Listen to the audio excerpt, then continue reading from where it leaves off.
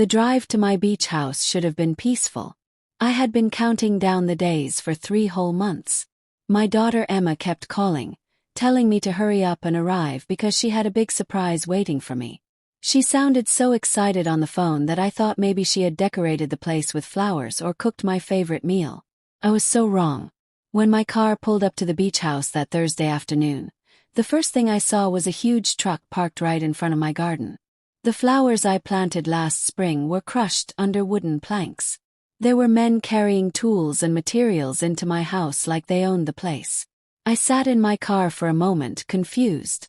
My hands gripped the steering wheel tightly. I got out slowly and walked toward the entrance.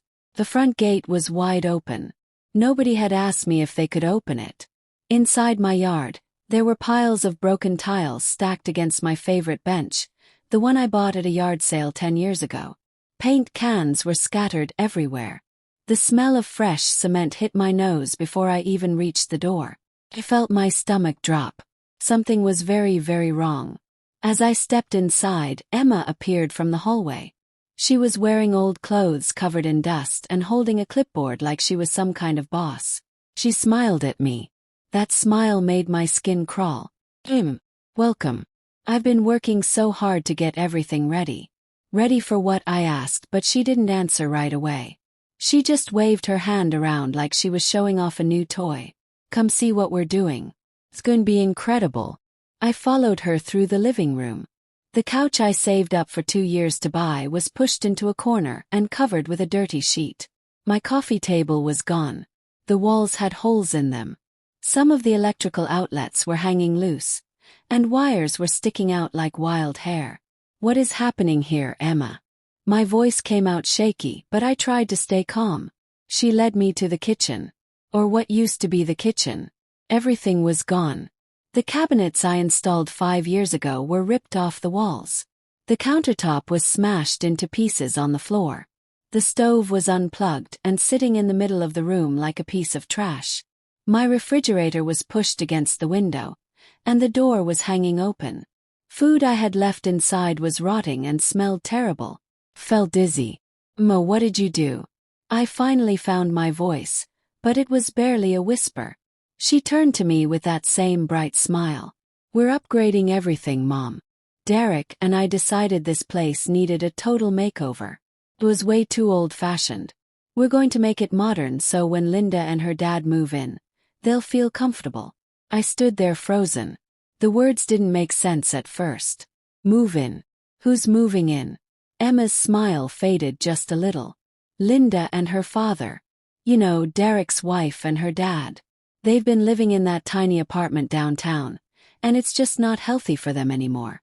Linda's dad has bad knees, and the stairs are killing him, so we figured why not let them live here. There's plenty of space. My heart started beating faster. This is my house, Emma. I know, Mom, but you barely use it. You come here like twice a year. Just sits empty the rest of the time. We thought it made sense to let family use it. She said it like it was the most normal thing in the world. Like I should have been happy about it. I walked past her and went upstairs. My legs felt heavy like I was walking through mud. I reached my bedroom. The master bedroom that I spent years making perfect. The door was already open. When I looked inside, I wanted to scream.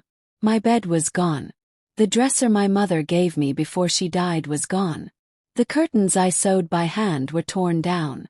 The walls were painted a bright yellow color that I hated. There were tools and paint buckets everywhere. A ladder was leaning against the wall, and someone had written measurements in pencil directly on the wallpaper I had picked out so carefully. Where is my bed? Where are my things? I turned around and Emma was standing behind me. We moved everything to the storage room downstairs. Don't worry, it's all safe. This is my room, Emma. My voice was louder now, shaking with anger. Why would you touch my room without asking me? She crossed her arms. Because Linda and Derek need the biggest room. Linda has a lot of health problems, Mom. She needs space for her medicine and her equipment. You can use the guest room when you visit.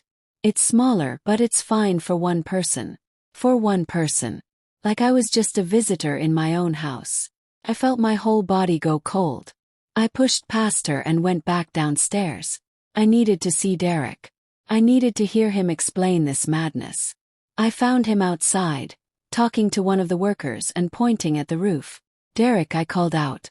He turned around. His face didn't show any guilt or worry. He just looked annoyed that I interrupted him. "What's going on here, Derek? Why are you destroying my house?" I stood in front of him with my arms crossed. He sighed like I was bothering him with a stupid question. "We're not destroying it, Margaret. We're improving it. Emma and I talked about this for months. We're going to move in here with Linda and her dad. They need help, and you have this huge house just sitting here empty. It's a waste. I never agreed to this. You never asked me." He shrugged. "We didn't think we needed to. I mean, it's going to be ours eventually anyway, right? When you pass away, this house goes to Emma. So we're just getting a head start." I felt like someone had punched me in the stomach. "Getting a head start? You mean you're taking my house while I'm still alive?" Derek looked uncomfortable for the first time. "Look, Margaret, don't be dramatic. We're not kicking you out. You can still come visit whenever you want. We'll make space for you. But Linda really needs this. Her dad is 75 years old. He can't keep climbing stairs in that apartment. Don't you care about family?" The way he said it made me feel like I was the bad person. Like I was selfish for not wanting to give away my home. I turned and walked away before I said something I would regret. I went back inside and sat down on the covered couch. My hands were shaking. I felt tears burning in my eyes, but I refused to let them fall. Not yet. Not in front of them. I pulled out my phone and looked through my contacts until I found the name I needed. Richard. My lawyer. I called him right there, sitting in my destroyed living room. He answered after 3 rings. "Margaret, how are you?" His voice was calm and professional. "I need your help, Richard. I need you to come to the beach house tomorrow morning. Bring all my property papers. All of them." There was a pause. "Is everything okay?" "Well, everything is not okay. But it will be. Can you be here by 7 in the morning?" "Course. I'll bring everything. Do you want to tell me what happened?" "Not over the phone. Just come tomorrow. Please." I hung up and sat there in silence. Emma came back inside and tried to talk to me, but I ignored her. I didn't have the energy to argue anymore. I just needed to think. I needed a plan. That night I barely slept. They had put me in the tiny guest room at the end of the hall. It was so small I could barely fit the bed inside. The window didn't even face the ocean. It faced the parking area where the workers kept their trucks. I lay there staring at the ceiling, listening to Emma and Derek laughing downstairs. They were celebrating like they had won some kind of prize. At around midnight, I got up and walked through the house quietly. I looked at every room, every corner, every piece of damage they had done. I took pictures with my phone. Lots of pictures. Pictures of the holes in the walls. Pictures of the missing cabinets. Pictures of my broken furniture piled in the storage room like garbage. I documented everything. When I got back to the guest room, I sat on the bed and opened the folder I always kept in my purse. It had all my important papers inside. The deed to the house showing my name and only my name as the owner. The will I had written 3 years ago. The insurance papers.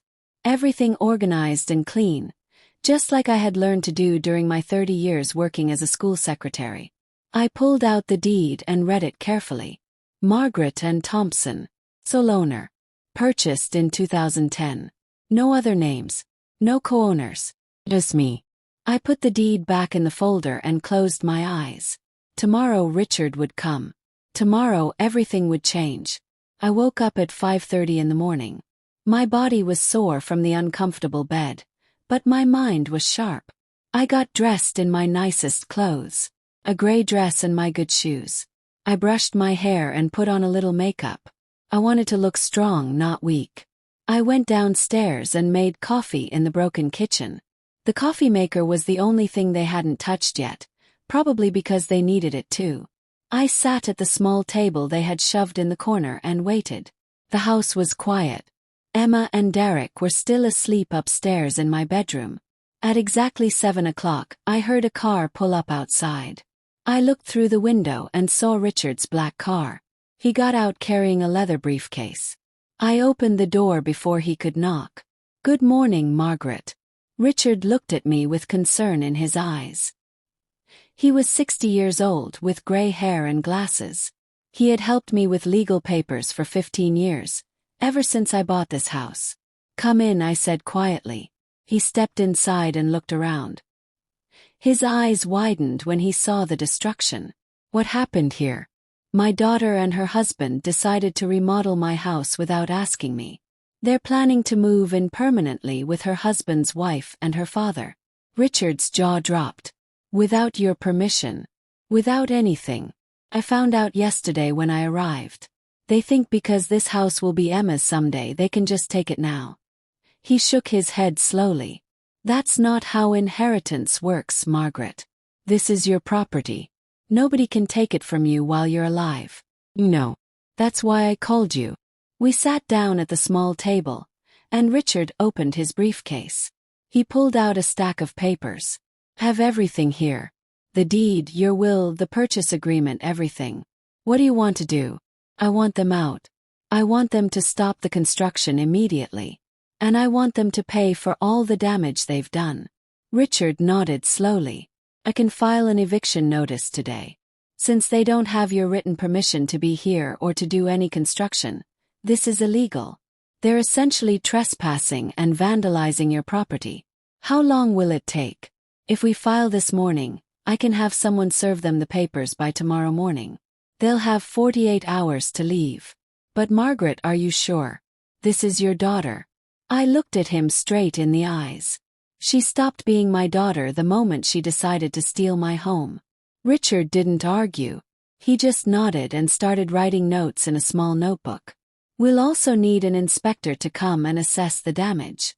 Whatever they broke, they'll have to pay to fix." "Can they afford that?" "I don't know, and honestly I don't care anymore. They should have thought about that before they started." Richard worked for the next 2 hours. He made phone calls, filled out forms, took his own pictures of the damage. He interviewed me about everything that happened, writing down every detail. He was thorough and professional, and I felt grateful to have him on my side. By 9 o'clock, everything was ready. The papers were filed. The process server was scheduled to come the next morning at 6. After Richard left, I sat alone in the living room. Emma and Derek finally came downstairs around 10 o'clock. They looked surprised to see me sitting there so calmly. "Morning, Mom," Emma said carefully. "Did you sleep okay?" I didn't answer. I just looked at her. She seemed uncomfortable under my stare. Derek walked past me into the kitchen and started making breakfast like nothing was wrong. Emma sat down across from me. "Mom, I know you're upset, but once you see how beautiful this place will look, you'll understand. We're doing this for family." "For family," I repeated quietly. "Linda's father is sick. He needs fresh air and a peaceful place. We thought you'd be happy to help." I took a deep breath. "Did you ever think to ask me first?" Emma looked away. "We were going to tell you, but we wanted to surprise you with the finished result." "Surprise? You destroyed my kitchen, took over my bedroom, and planned to move strangers into my house, and you call that a surprise?" "Linda's not a stranger, Mom. She's Derek's wife. And I don't know her. I've met her twice in my life. That doesn't give her the right to live in my house." Emma's face got red. "This is so typical of you, Mom. You always think about yourself. You have this huge house and you barely use it. Meanwhile, people who actually need it are suffering. But you don't care because it's all about you and your precious property." Her words stung, but I didn't let it show. I stood up slowly. "This conversation is over, Emma. I'm not discussing this with you anymore. Where are you going?" "Take a walk. I need fresh air." I left the house and walked down to the beach. The sound of the waves usually calmed me down, but that morning, nothing could calm the storm inside my chest. I walked for over an hour thinking about everything. Thinking about all the years I had worked hard to buy this house. All the overtime hours I took at the school. All the times I said no to vacations and new clothes so I could save money. I bought this house with my own sweat and tears after my husband left me with nothing but debt. This house was mine. My safe place. My reward for a lifetime of hard work. And now my own daughter wanted to take it away like it meant nothing. When I got back to the house, there was a different car parked outside. I recognized it immediately. It was Linda's car. I walked inside and found Linda sitting on my covered couch with Emma and Derek. They were all looking at papers spread out on the floor. Floor plans, paint samples, furniture catalogs. They were planning my house like it was already theirs. Linda looked up when I walked in. She was a thin woman with short blonde hair and a tired face. "Oh, Margaret," she said with a weak smile. "I'm so glad you're here. Derek and Emma have been showing me the plans. This is going to be such a wonderful home for my father and me." I didn't smile back. I didn't say anything. I just walked past them and went upstairs to the guest room. I locked the door and sat on the bed. My phone buzzed. It was a text from Richard. "Everything is set.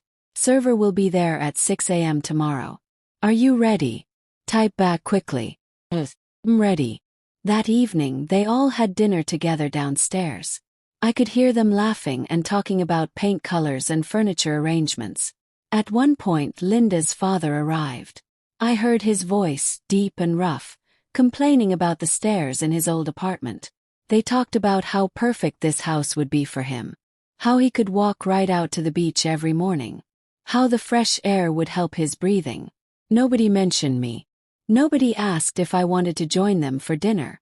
I was invisible in my own home. I ate a sandwich alone in the guest room and waited for morning to come. I barely slept again. This time not because I was sad but because I was ready. Ready for justice. At 5:30 in the morning I got up and got dressed again. I put on my dark blue dress and my best shoes. I brushed my hair and put on lipstick. I wanted to look strong when it happened. I went downstairs and made coffee. I sat in the living room and waited. At exactly 6 o'clock, I heard a vehicle pull up. Then another one. I looked out the window.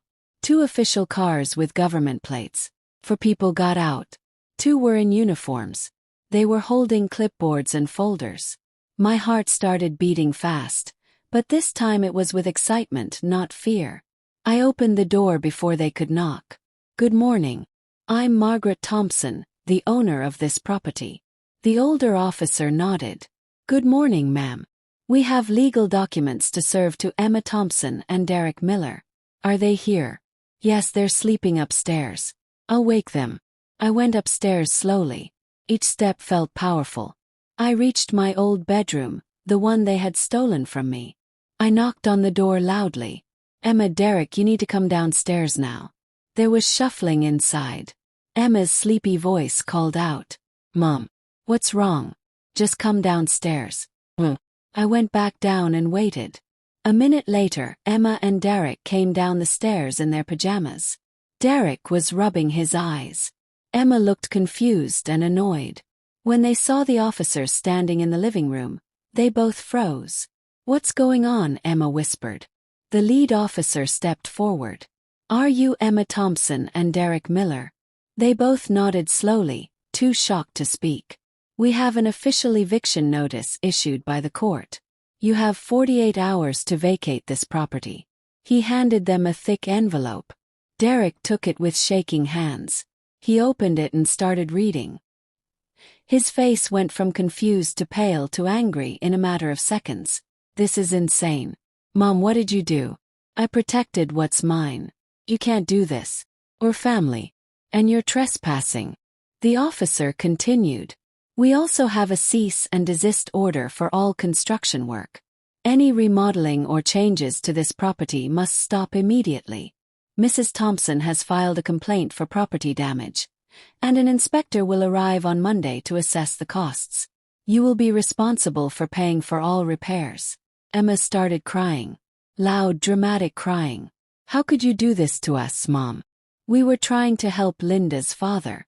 "That's not my problem, Emma. You should have asked permission before you destroyed my house.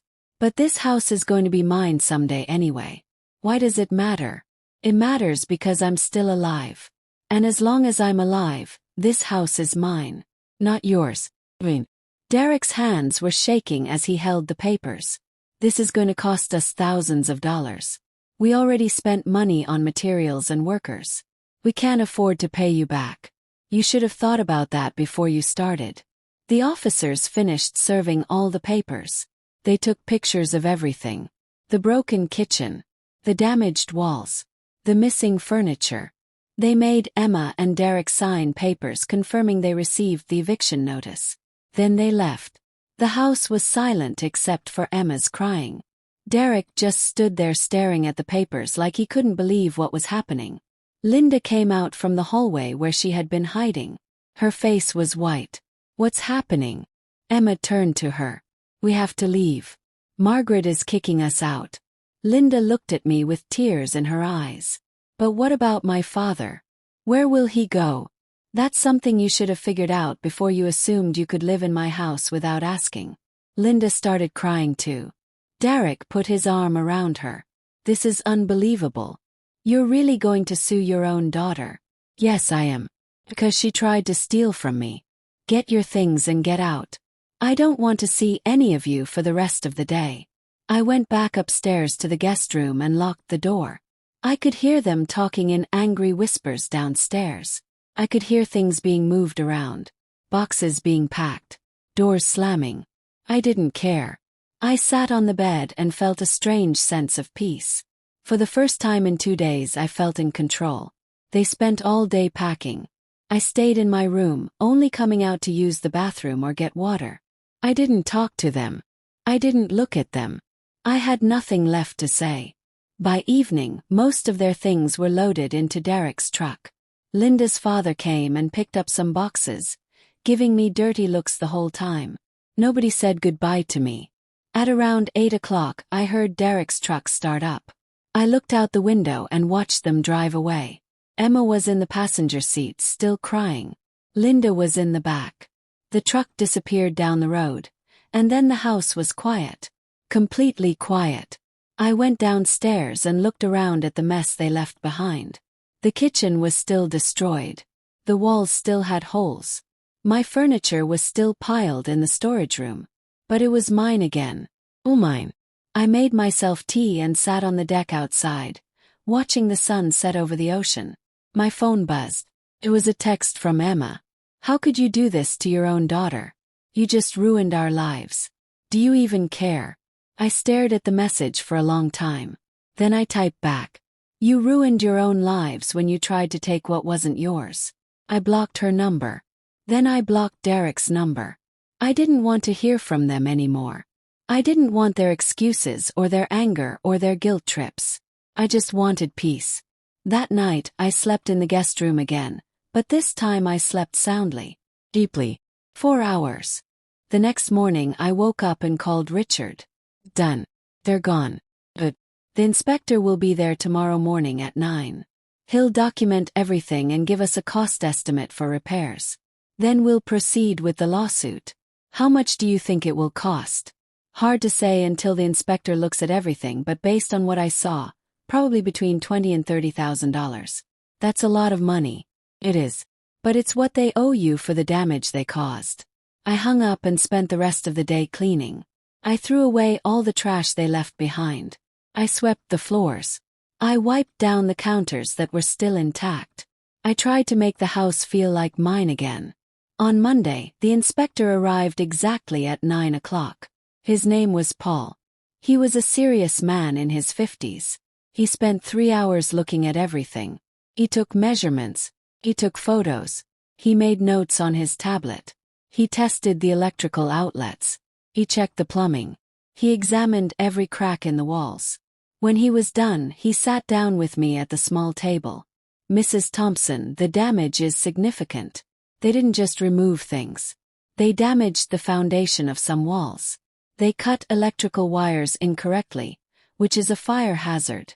They broke plumbing pipes. This isn't just cosmetic damage. This is structural. How much will it cost to fix? Paul looked at his notes. My estimate is $28,000. That's to repair everything to the way it was before, plus the cost of bringing everything up to code since they violated several building regulations. I felt my chest tighten. $28,000. Emma and Derek didn't have that kind of money. I'll send my full report to your lawyer today, Paul said. If you're filing a lawsuit, this will be strong evidence. Thank you, Paul. After he left, I called Richard and told him the amount. 28,000, he repeated. That's substantial. Are you sure you want to go through with this? Margaret, if you sue them, this will destroy their finances for years. They'll have to take out loans. Their credit will be ruined. They might have to declare bankruptcy. No. But they destroyed my home without permission. They need to face consequences. Richard was quiet for a moment. All right. I'll file the lawsuit this week. They'll be served within 10 days. I hung up and sat in silence. Was I being too harsh? Maybe. But what other choice did I have? If I let this go, Emma would never learn. She would think it was okay to take things from people just because she wanted them. Over the next few days, I hired a construction company to start the repairs. The owner's name was Frank. He was a kind man in his 60s with rough hands and a gentle voice. He looked at the damage and shook his head. Whoever did this had no idea what they were doing. Look here. They cut through a support beam. This whole section could have collapsed. How long will it take to fix everything? About 2 months, maybe less if we can get the permits quickly. I'll make it beautiful again, Mrs. Thompson. Promise. Thank you, Frank. I stayed at the beach house while the repairs were happening. Every day workers came and fixed things. Slowly, the house started to look like mine again. The kitchen got new cabinets. The walls were repaired and painted. My bedroom was restored to its soft purple color. 10 days after Richard filed the lawsuit, Emma called from a different number. I answered without thinking. Hello. Mom, it's me. Please don't hang up. I should have hung up, but something made me stay on the line. What do you want, Emma? We got the lawsuit papers. $28,000. Mom, we don't have that kind of money. We can't pay that. You should have thought about that before you destroyed my house. We were trying to help Linda's father. He's sick. He needed a place to live. Then you should have asked me first. Or better yet, you should have found him a place that actually belonged to you, not me. There was silence on the other end. Then Emma spoke again, her voice breaking. Thought you loved me. I thought family helped each other. I do love you, Emma. But love doesn't mean letting you steal from me. Mom, please. If we have to pay this money, we'll lose everything. We'll have to sell our car. We'll have to borrow money from everyone we know. Our lives will be ruined. You ruined your own lives. I'm just holding you accountable. Emma started crying. I can't believe you're doing this. You're supposed to be my mother. I am your mother. And because I'm your mother, I'm teaching you that actions have consequences. You can't just take things that don't belong to you. Not even from family. Especially not from family. She hung up. I sat there holding the phone, feeling a mix of sadness and strength. I did feel bad for Emma. She was my daughter, and I didn't want to see her suffer. But I also knew that if I backed down now, she would never respect me. She would never learn. The repairs continued. Every day the house looked better. Frank and his team worked hard. They fixed every crack, every hole, every broken pipe. They installed beautiful new kitchen cabinets made of dark wood. They put in new tile that looked like ocean waves. They painted the walls in soft, peaceful colors. My bedroom became my sanctuary again. I got my bed back from storage. I hung new curtains. I put fresh flowers on the dresser. Felt like home again. One afternoon, about a month after everything started, I was sitting on the deck when my phone rang. It was a number I didn't recognize, but I answered anyway. Hello. Mrs. Thompson. This is Linda. I hesitated. What do you want, Linda? Please, I just want to talk to you for 1 minute. I'm not changing my mind about the lawsuit. No. I'm not calling about that. I just wanted to say I'm sorry. I was silent, surprised. I didn't know Emma and Derek were doing all that work without your permission. I thought you had agreed to everything. If I had known, I would have told them to stop. I believed her. She sounded genuine. Thank you for saying that, Linda. I also wanted to tell you that my father found a nice apartment near the beach. It's small, but it has an elevator and it's affordable. We're going to be okay. I'm glad to hear that. There was a pause. Mrs. Thompson, I know you're angry at Emma and Derek. And you have every right to be. But I hope someday you can forgive them. They made a terrible mistake, but they're good people. They just got carried away. Maybe someday, I said quietly. But not today. We hung up.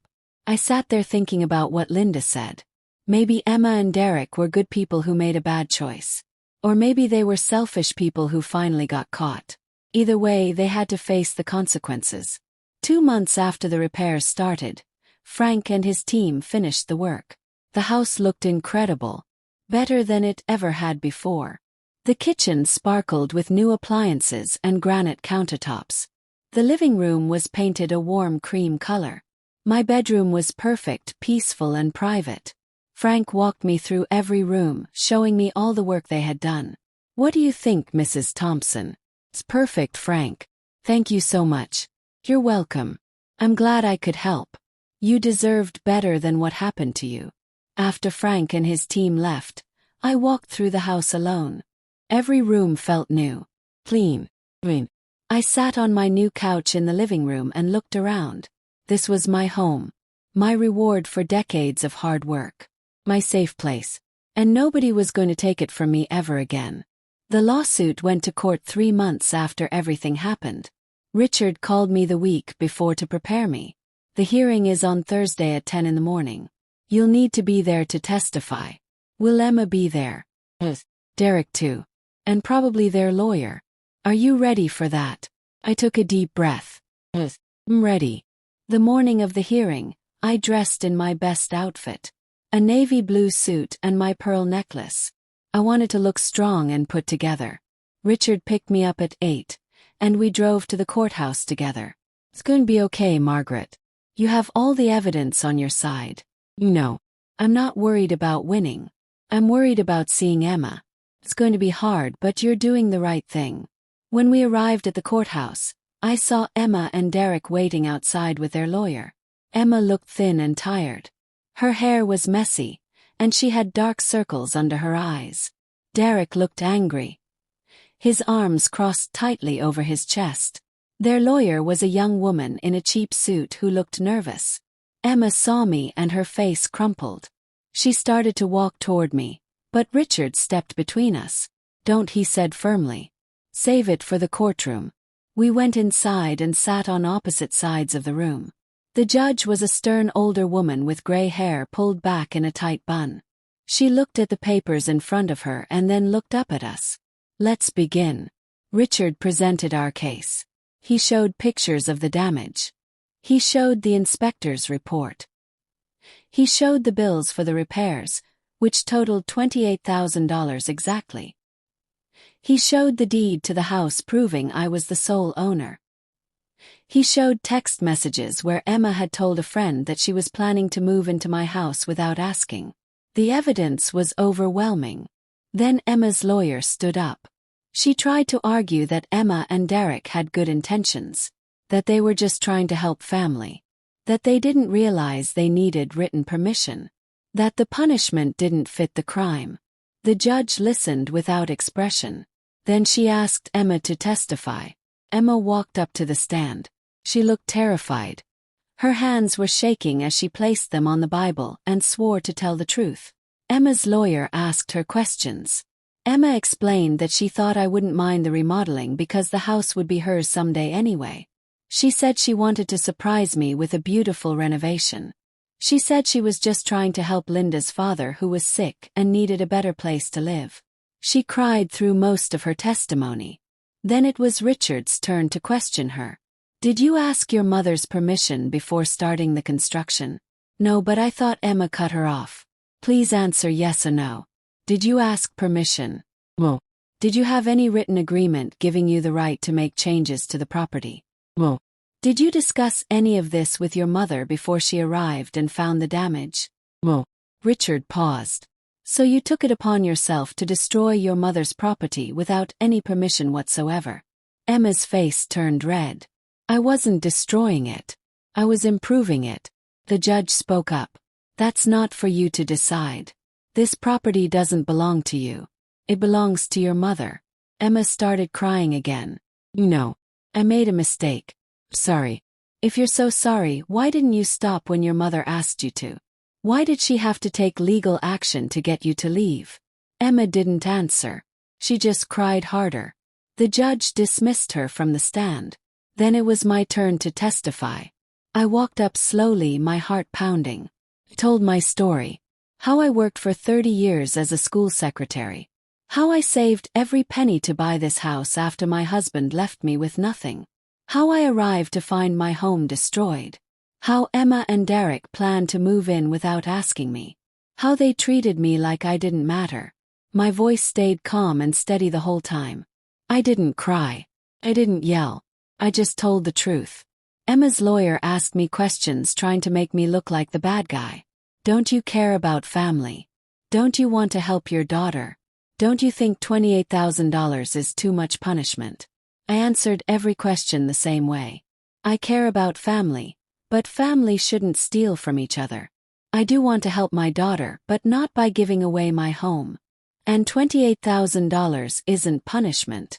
It's the actual cost of repairing the damage she caused. When the questioning was over, the judge took 30 minutes to review everything. The courtroom was completely silent. Emma kept crying quietly. Derek stared at the floor. I sat next to Richard, feeling strangely calm. Finally, the judge spoke. I've reviewed all the evidence presented today. The photographs, the inspector's report, the repair bills, and the testimony from both sides. She looked directly at Emma and Derek. What you did was not just a mistake. It was a deliberate invasion of someone else's property. You had no legal right to make any changes to that house, regardless of your relationship to the owner or your intentions. She paused and looked at her notes. The fact that you proceeded with extensive renovations without written permission, without even verbal permission, shows a complete disregard for property rights and basic respect. Your claim that you were trying to help family does not excuse the violation. The judge turned to look at me. Mrs. Thompson worked for decades to purchase that property. It belongs to her alone, and she has every right to protect it. I find in favor of the plaintiff. Emma Thompson and Derek Miller are ordered to pay the full amount of $28,000 in damages within 6 months. If payment is not made in full by that deadline, a lien will be placed on your assets and wages will be garnished. The gavel came down with a sharp crack. Emma burst into fresh tears. Derek put his head in his hands. I felt no joy in watching them suffer. I just felt relief. Relief that justice had been served. Relief that my boundaries had been protected. We left the courtroom quietly. Emma tried to approach me in the hallway, but Richard guided me away quickly. Don't engage with them right now. Let them process this. The drive home was quiet. Richard tried to make small talk, but I was lost in my thoughts. When we arrived at the beach house, he walked me to the door. You did the right thing, Margaret. I know it doesn't feel good right now, but you protected yourself. You taught your daughter an important lesson. Thank you, Richard, for everything. He drove away and I went inside. The house was beautiful and quiet and completely mine. I made myself tea and sat on the deck watching the waves. My phone buzzed. A text from an unknown number. When I opened it, I saw it was from Derek. You destroyed our lives. I hope you're happy now. We have nothing left because of you. I stared at the message for a long moment. Then I blocked the number without responding. Over the next few weeks, I tried to settle back into my routine. I went for morning walks on the beach. I read books in the afternoon. I worked in my garden, replanting the flowers that had been crushed. Slowly, the peace I had come to this house for started to return.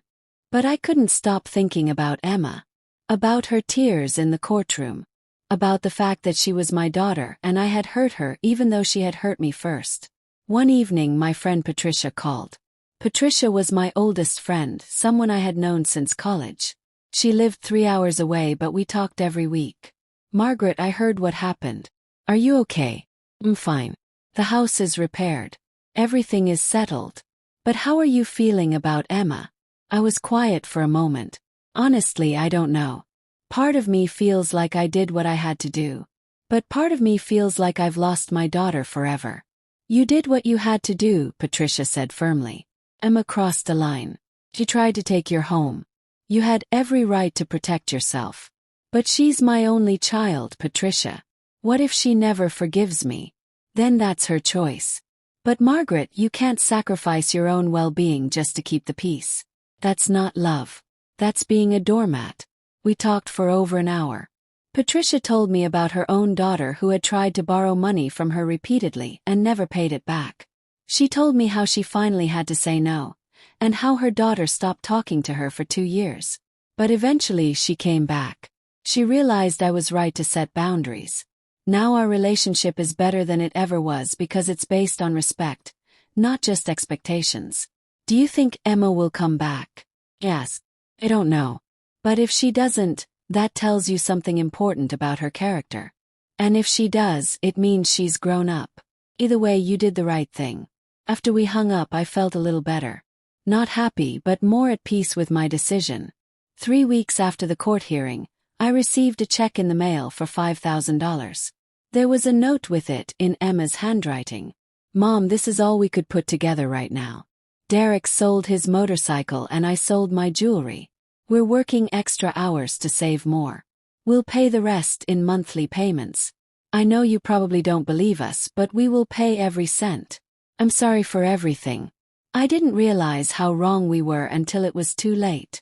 I hope someday you can forgive me, but I understand if you can't. Emma. I read the note 3 times. The words sounded genuine, not angry or bitter. Just sad and apologetic. I deposited the check and put the note in a drawer. I didn't respond. I wasn't ready yet. Every month after that, another check arrived. Sometimes it was $1,000. Sometimes it was $500. Always with a brief note from Emma. Month 2. Month 3. Month 4. She never missed a payment. She never complained. She just paid what she owed. I kept every check and every note, but I still didn't respond. I needed time. Time to heal. Time to figure out if I could trust her again. 6 months after the trial, the debt was halfway paid. Emma had sent $14,000 total. I was impressed that she had kept her word. One afternoon, I was working in my garden when I heard a car pull up. I looked up and saw Emma's old car. My heart started pounding. She got out slowly, looking nervous. She had gained some weight back and looked healthier than she had at the trial. She walked toward me carefully, like she was approaching a dangerous animal. Hello, Emma. Can I talk to you? Just for a few minutes. If you don't want me to, I'll leave right now. I stood up and brushed the dirt off my hands. You can stay. We sat on the deck. Emma kept her distance, sitting in the chair farthest from me. She looked out at the ocean for a long moment before speaking. I've been going to therapy. What? Therapy? After everything happened, I realized I had some serious problems. Problems with boundaries and entitlement and seeing people as resources instead of human beings. She took a deep breath. The therapist helped me understand that I was treating you like you were just a bank account or a property owner, not like a person with feelings and rights. I took your hard work for granted. I saw this house as my future inheritance instead of your present home. I didn't say anything. Just listened. Emma continued. Derek and I are separated now. We're probably going to divorce. He never thought what we did was wrong. He still blames you for everything. But I finally saw the truth. We were wrong. Completely wrong. And I'm so sorry. A tear rolled down her cheek. I'm not asking you to forgive me right now. I know I don't deserve that yet. I just wanted you to know that I understand. I understand why you did what you did. And I'm grateful. Grateful. Finally spoke. For what? For not letting me get away with it. If you had just accepted what we did, I would have kept being that entitled person for the rest of my life. You loved me enough to teach me the hardest lesson I've ever learned. Now I was the one with tears in my eyes. Emma stood up. Should go. I just wanted to say that in person. And to tell you that we'll have the rest of the money paid in about 4 more months. We're on track. She started to walk away. Emma, I called.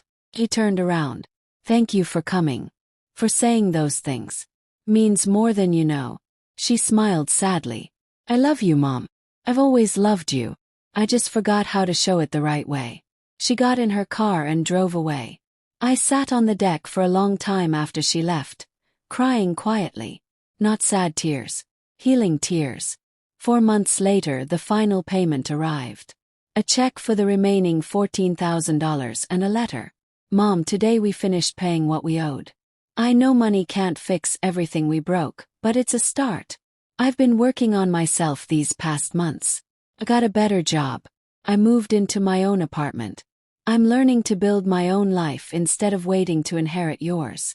I'm learning to be independent and responsible. I'm not asking to be part of your life again. I just want you to know that I've changed. The person who destroyed your house doesn't exist anymore. I'm different now. Better. And it's because you had the courage to hold me accountable.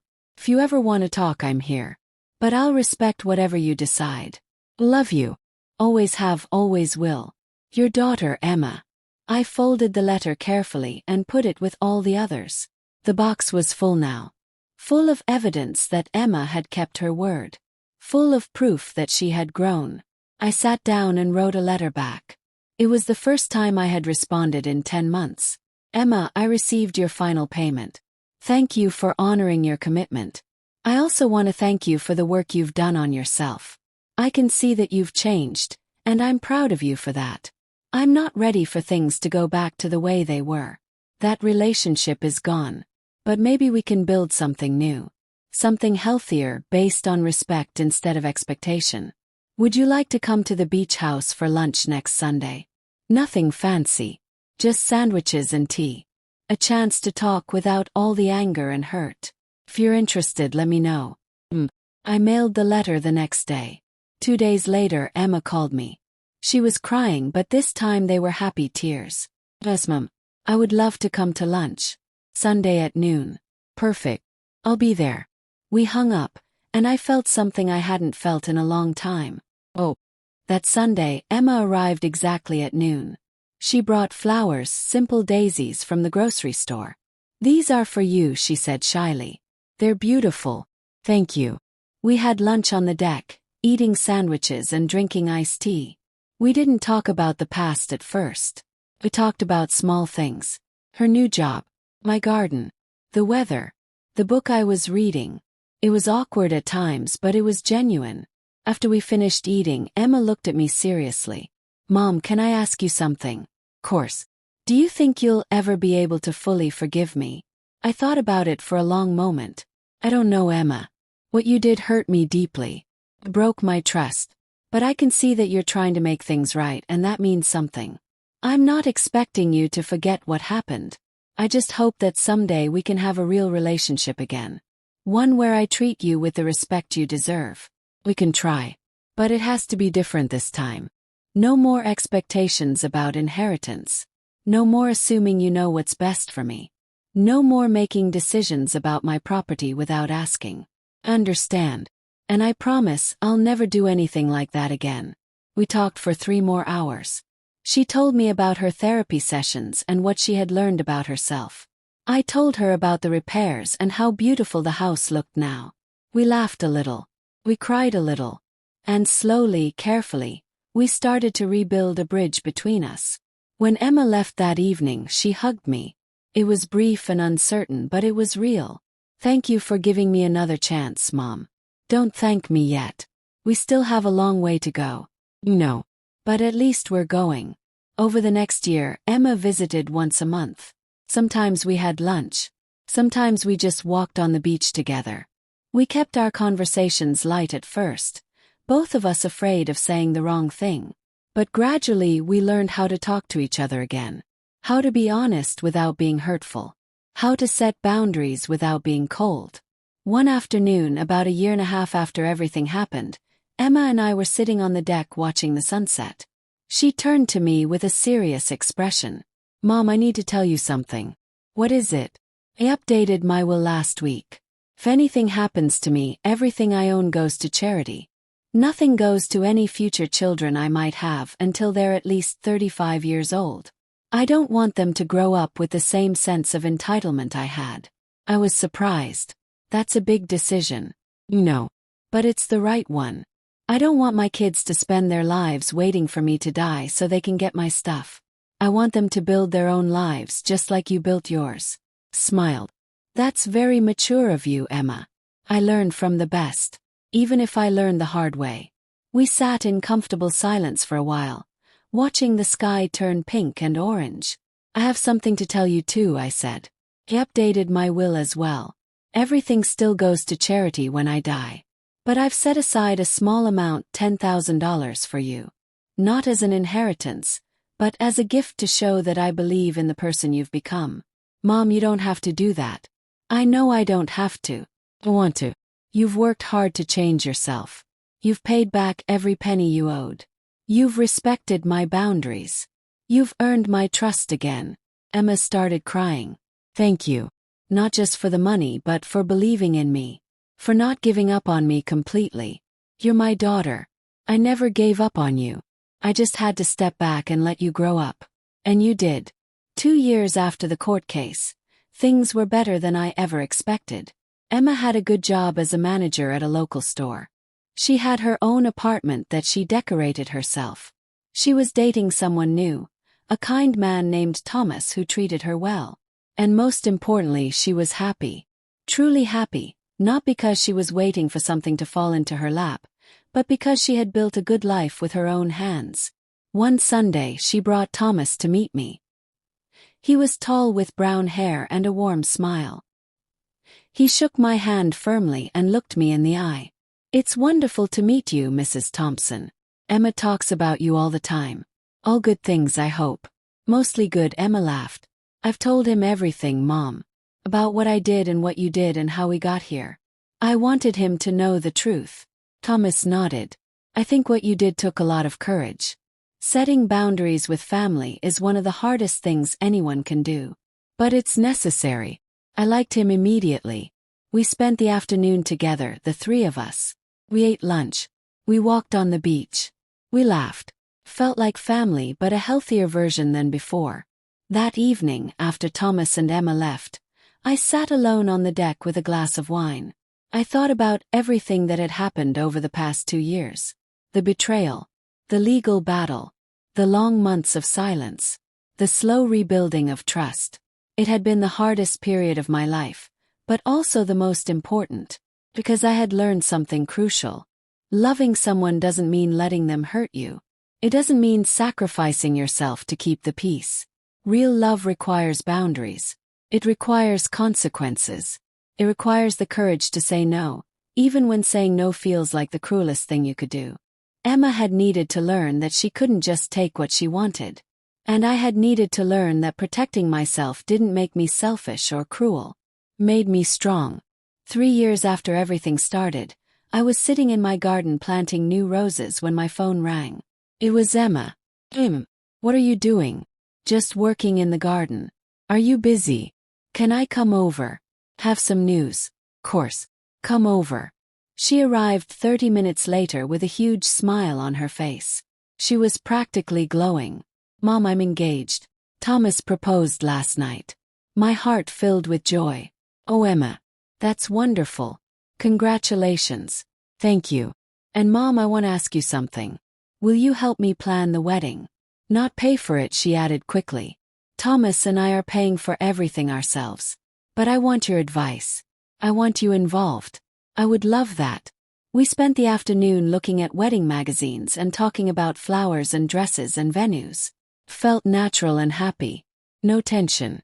No hidden agendas. Just a mother and daughter planning a wedding together. The wedding happened 6 months later on the beach, not far from my house. It was small and simple and beautiful. Emma wore a white dress that she bought with her own money. Thomas wore a navy suit. About 50 people came, mostly friends and a few relatives. I sat in the front row, wearing a lavender dress and crying happy tears. During the ceremony, Emma read her own vows. She talked about learning what real love meant. About learning that love requires respect and boundaries and honest communication. She looked right at me when she said it. My mother taught me what it means to love with strength. She taught me that caring about someone means holding them accountable, even when it's hard. Especially when it's hard. She taught me that real family doesn't take from each other. Real family lifts each other up while respecting each other's independence. I couldn't stop crying. After the ceremony, Emma and Thomas walked over to me. Emma hugged me tight. "Thank you, Mom. For everything. For not giving up on me. For teaching me how to be better." I hugged her back. "I'm so proud of you, Emma. You've come so far." The reception was held in a small restaurant by the water. There was music and dancing and laughter. At one point, Emma pulled me onto the dance floor for the mother-daughter dance. We swayed to a slow song, both of us crying and smiling at the same time. "I never thought we'd get here," she whispered. "I didn't either. But I'm so glad we did." "Me too, Mom. Me too." 4 years after the court case, my life had found a new rhythm. I spent half the year at the beach house and half the year at my apartment in the city. I volunteered at the local library teaching children how to read. I took painting classes on Thursday afternoons. I traveled to places I had always wanted to see but never had time for. And Emma visited regularly, sometimes with Thomas, sometimes alone. We had built a relationship based on mutual respect and genuine care. Not obligation, not expectation, just love. One afternoon, Emma and Thomas came over with big news. "Mom, we're pregnant. I'm going to have a baby in 6 months." I jumped up and hugged them both. "That's incredible. Congratulations." Emma looked at me nervously. "I wanted to ask you something, and it's okay if you say no." "What is it?" "Would you be willing to babysit sometimes? Not all the time, just occasionally when we need help. Thomas and I are going to hire a regular babysitter, but it would mean a lot to have you involved too." "Course I will. I would love to. But Emma, I need you to understand something." "What?" "I'm grandma, not a free childcare service. I'm happy to help, but I have my own life and my own plans. If I say no sometimes, it's not because I don't love the baby. It's because I'm setting healthy boundaries." Emma smiled. "I understand, Mom. And I respect that. I wouldn't want it any other way." 6 months later, my grandson was born. They named him Daniel. He was perfect. Tiny and pink with a head full of dark hair. I visited Emma in the hospital and held Daniel for the first time. My heart melted. "He's beautiful, Emma. Thank you, Mom. For being here. For being part of this. I wouldn't miss it for the world." Over the next few months, I babysat Daniel once a week. Every Tuesday afternoon, Emma would drop him off and I would spend a few hours with him.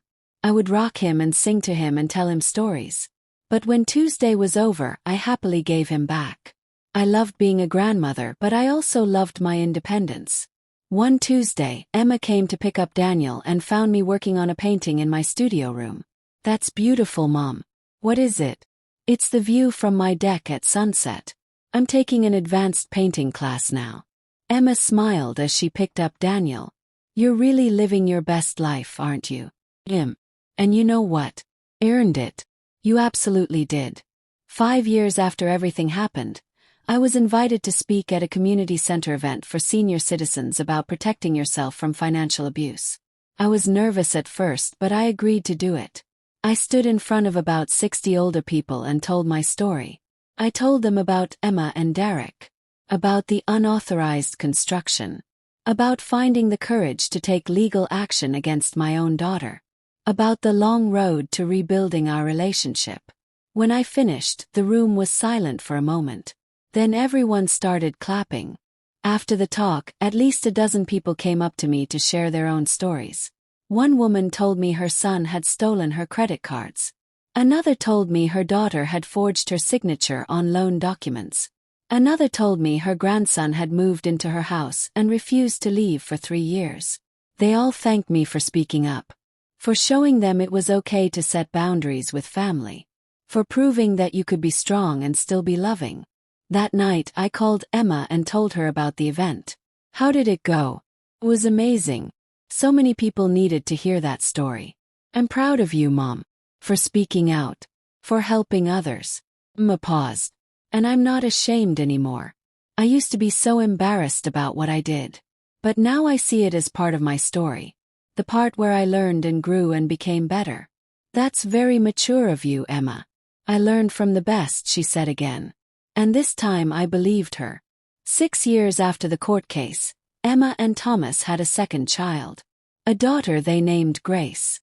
I was there when she was born, holding Emma's hand through the labor.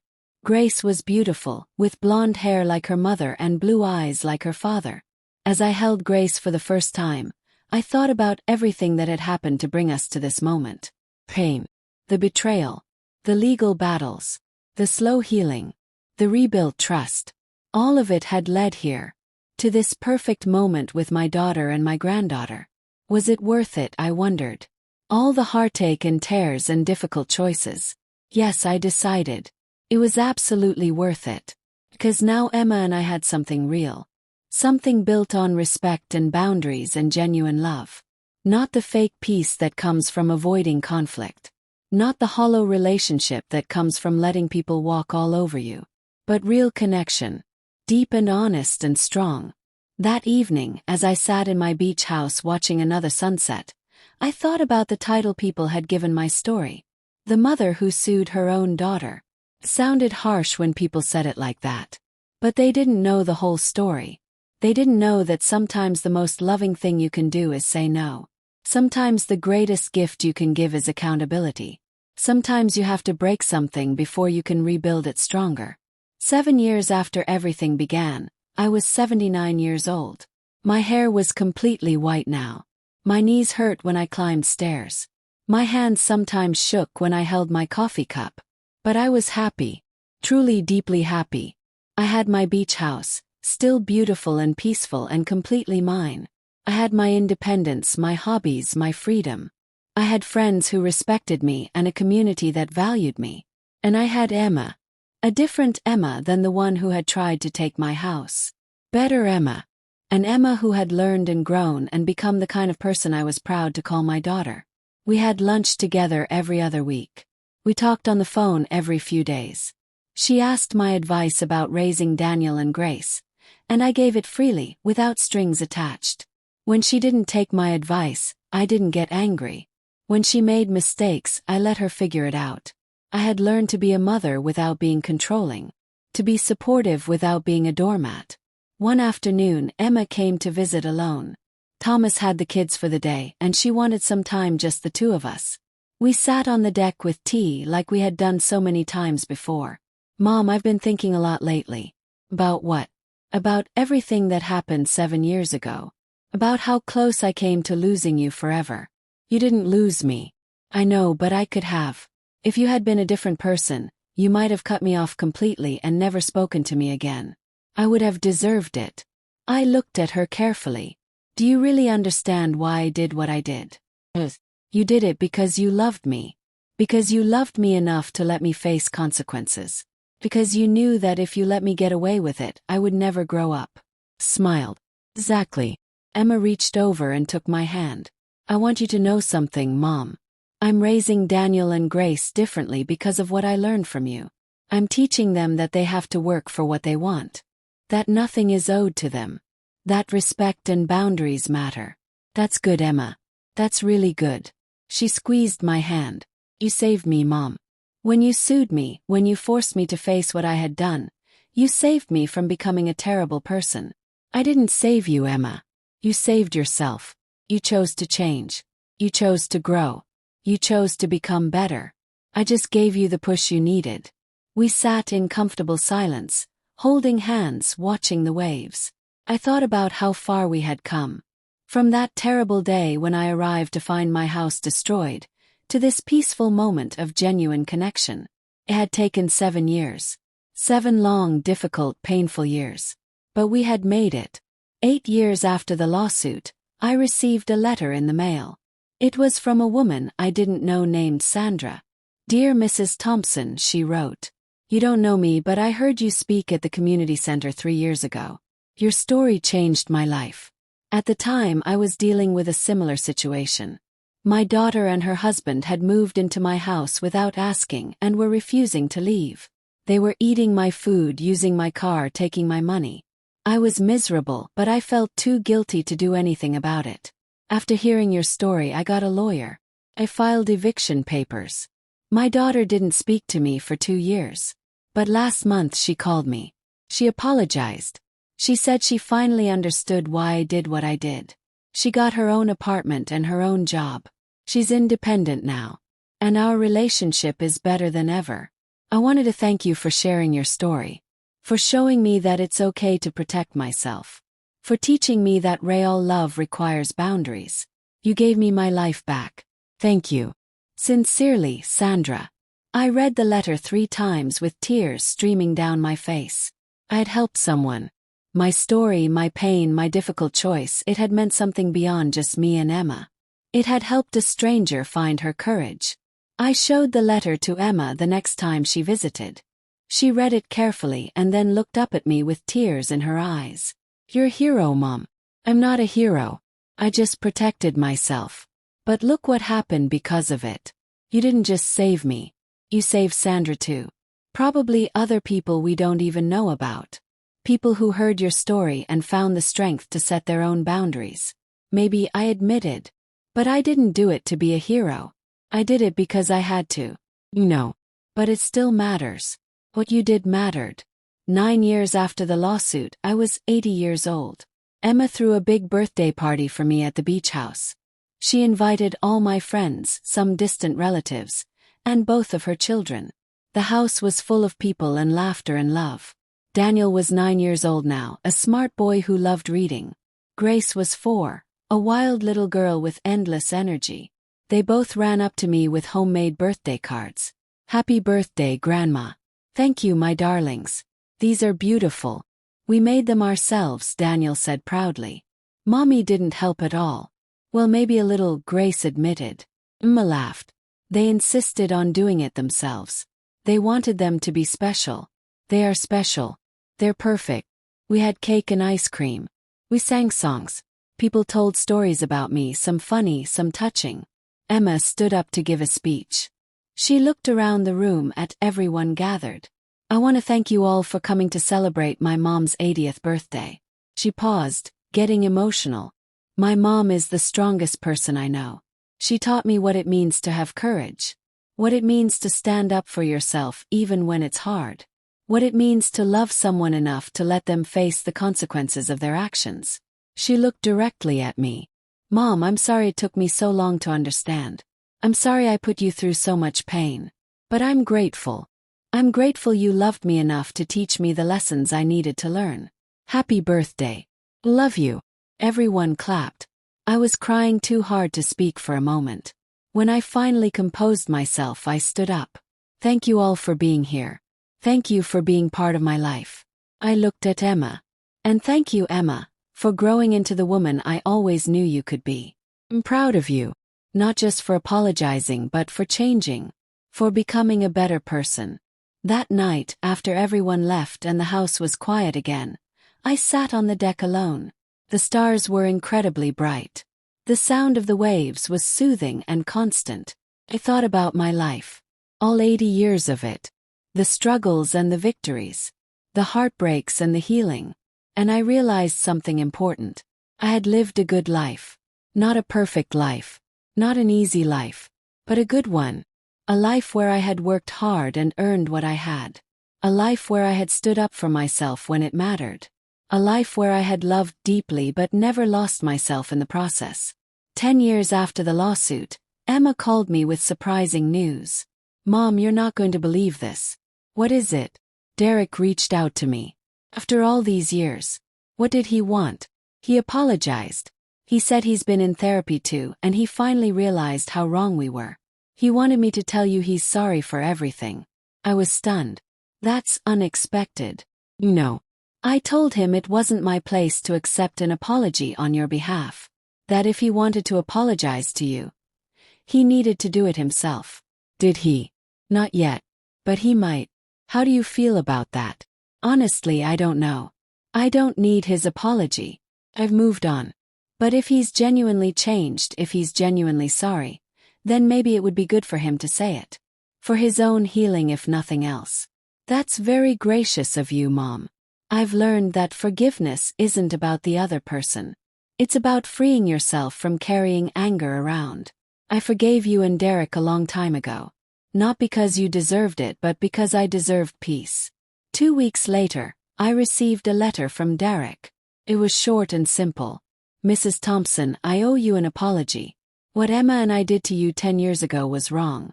Completely wrong. I was selfish and entitled and disrespectful. I treated your property like it was mine. I treated you like you didn't matter. Sorry. I don't expect you to forgive me. I don't deserve your forgiveness. But I needed you to know that I understand now. I understand what I did and why it was wrong. I've spent the last 10 years working on becoming a better person. I'm not asking for anything. Just wanted you to know I'm sorry. Derek Miller. I read the letter and felt a weight lift off my shoulders. A weight I didn't even know I was carrying. I wrote back a brief note. Derek, thank you for your apology. I accept it. Hope you found peace. Margaret Thompson. I mailed it the next day and then let it go. The past was truly in the past now. 11 years after the lawsuit, my health started to decline. Nothing serious, just the normal wear and tear of being 81 years old. My doctor said I needed to slow down a bit. Stop doing so much. Rest more. Emma insisted on checking on me more frequently. She came by 3 times a week now instead of once. She brought groceries. She helped with cleaning. She made sure I was taking my medicine. But she never overstepped. She never tried to make decisions for me. She always asked first. Mom, I was thinking maybe you should have a medical alert button. Just in case something happens when you're alone. What do you think? Thought about it. That's actually a good idea. Would you help me set it up? Course. And Mom, I know this is hard to think about, but have you thought about what you want to happen if you get really sick? Like, do you want to stay here at the beach house or would you want to move to a care facility? I want to stay here as long as possible. This is my home. I'll respect that. And when the time comes that you can't stay here alone anymore, we'll figure it out together. Okay, bae. That's all I could ask for. Respect for my wishes and inclusion in decisions about my own life. 12 years after the lawsuit, I was 82 years old and still living independently at my beach house. Emma visited regularly. Daniel was 14 now and helped me with yard work. Grace was 9 and loved to bake cookies with me. Thomas was still kind and respectful. Everything was as good as it could be. One sunny Tuesday afternoon, I was sitting on my deck reading when Emma arrived unexpectedly. I brought lunch. Are you hungry? Always. What did you bring? Sandwiches from that deli you like. And chocolate cake for dessert. You know me too well. We ate lunch together talking about normal things. Emma's job. The kids' school activities. The new restaurant that opened in town. After we finished eating, Emma got serious. Mom, I want to talk to you about something. What is it? Your will. You told me years ago that everything was going to charity except for a small amount for me. Is that still true? Yes, that's still the plan. Why do you ask? Emma took a deep breath. I want you to know that I'm okay with that. More than okay. I think it's the right decision. You worked for that money. You earned everything you have. You should do whatever you want with it. Smiled. Thank you for saying that, Emma. But I've actually been thinking about making a small change. What kind of change? I want to set up a small trust for Daniel and Grace.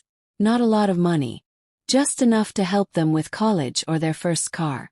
Something that will help them get started in life without making them dependent.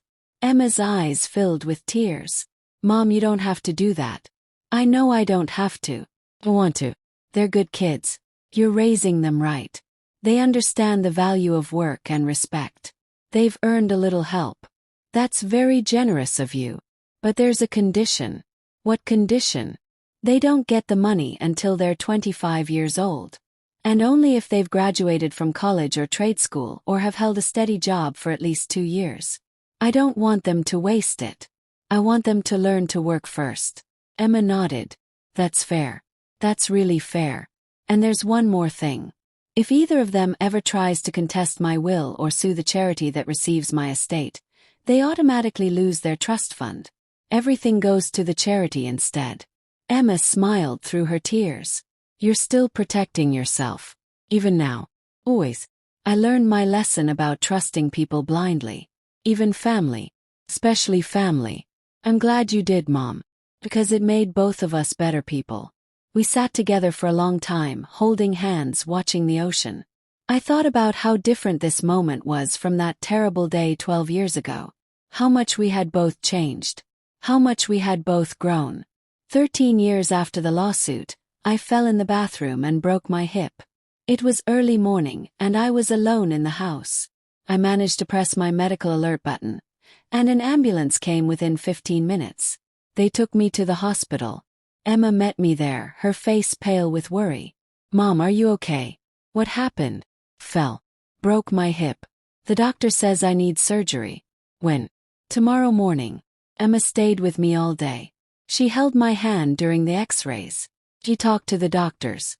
She called Daniel and Grace to let them know what happened. The surgery went well.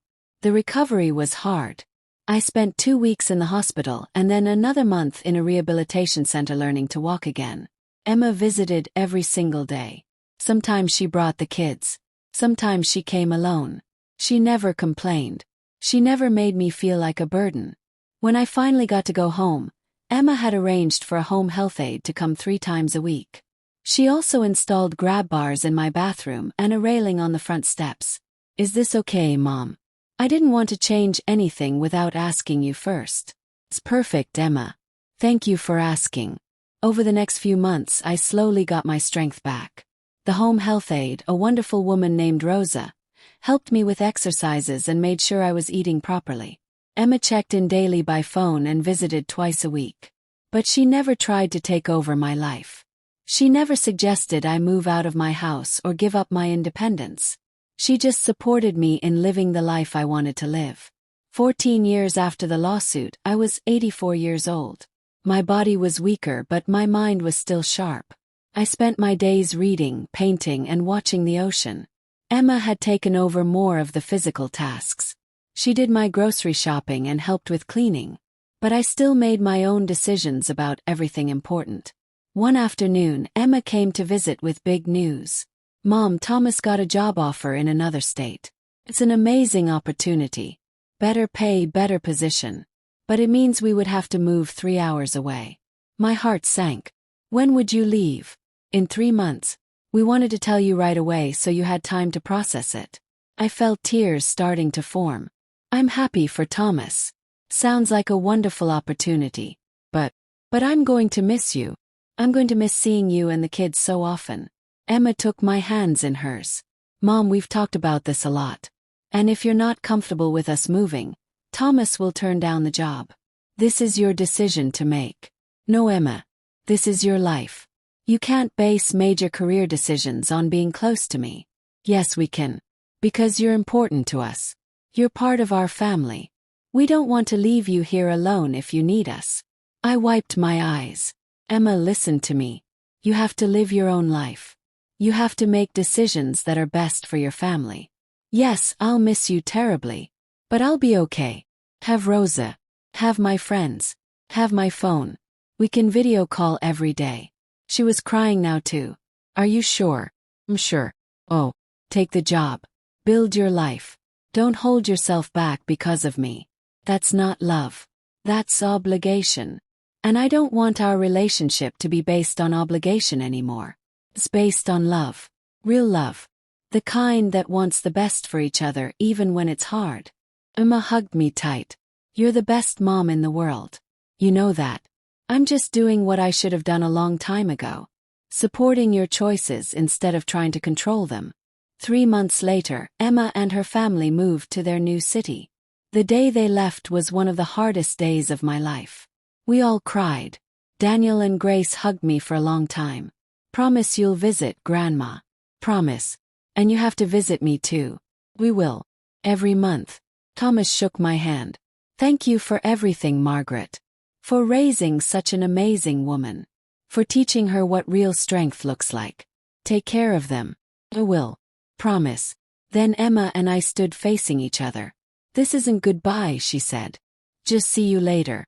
"No. But I'm still going to miss you every day." "Me too, Mom. But we'll talk every day. And I'll visit as often as I can. And you're always welcome to come stay with us.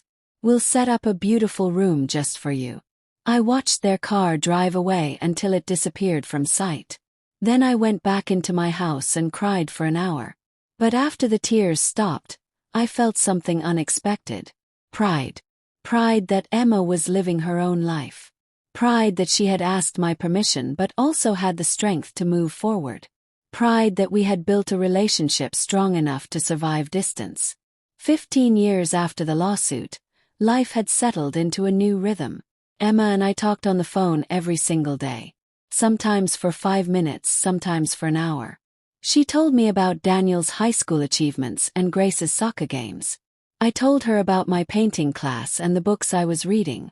They visited once a month, driving 3 hours each way just to spend a weekend with me.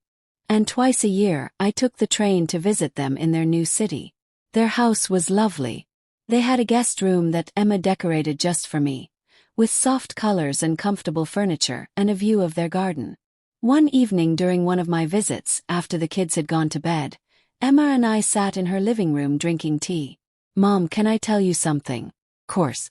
"I think about what happened 15 years ago almost every day. Not in a bad way. In a grateful way. Because that was the moment my real life started.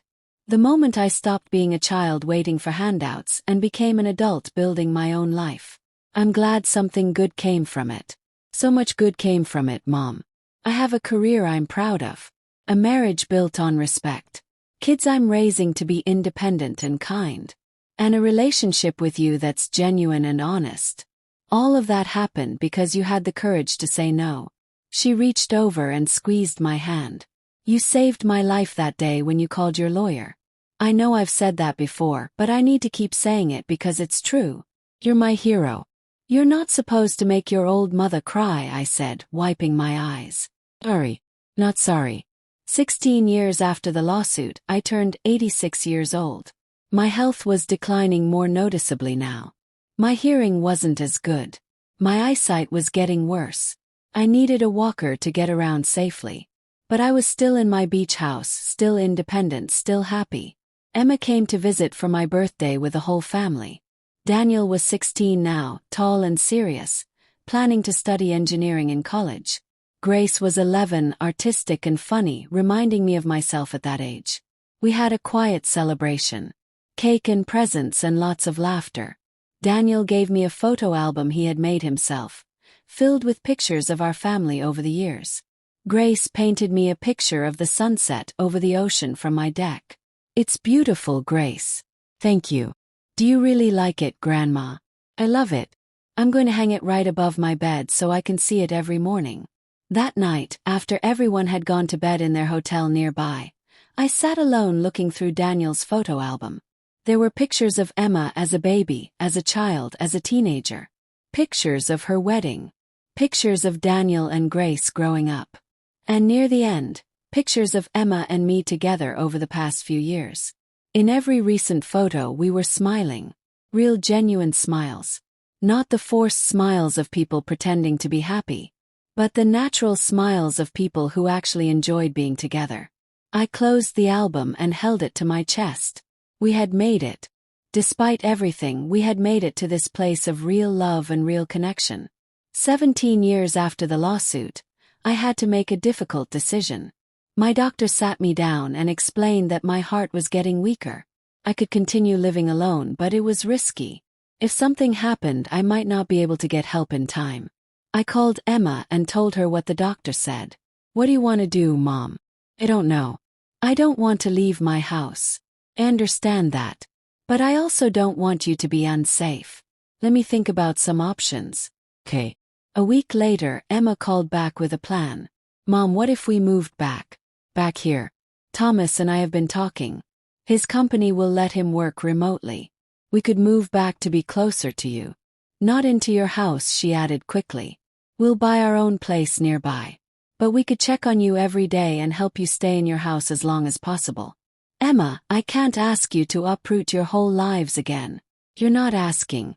We're offering. Daniel is about to graduate high school. He's already applied to the state university here. And Grace says she misses the ocean. Plus, Mom, we want to be close to you for whatever time we have left together. Are you sure?" "We're sure." 2 months later, Emma and Thomas bought a house 10 minutes away from mine. They moved back, and suddenly my life was full again. Emma stopped by almost every day, but she never stayed too long. She never hovered. She just checked in, helped with whatever I needed, and then went home to her own life. It was perfect. 18 years after the lawsuit, I was 88 years old. I knew my time was getting shorter. I could feel it in my bones, in my tired heart, in the way I slept more and more. But I wasn't afraid. I had lived a full life. I had protected myself when I needed to. I had stood up for my dignity. I had rebuilt relationships that seemed broken beyond repair. I had learned what real love meant. One quiet Tuesday morning, Emma came to visit as usual. She found me sitting on the deck, wrapped in blankets, watching the sunrise. How are you feeling today? Peaceful, I said honestly. Really peaceful. She sat down next to me and took my hand. We sat together in silence, watching the colors spread across the sky. After a while I spoke. Emma, I need to tell you something. What is it, Mom? I need you to know that I forgive you. Completely. For what happened 18 years ago. Mom, you've already told me that. No. But I need to say it one more time.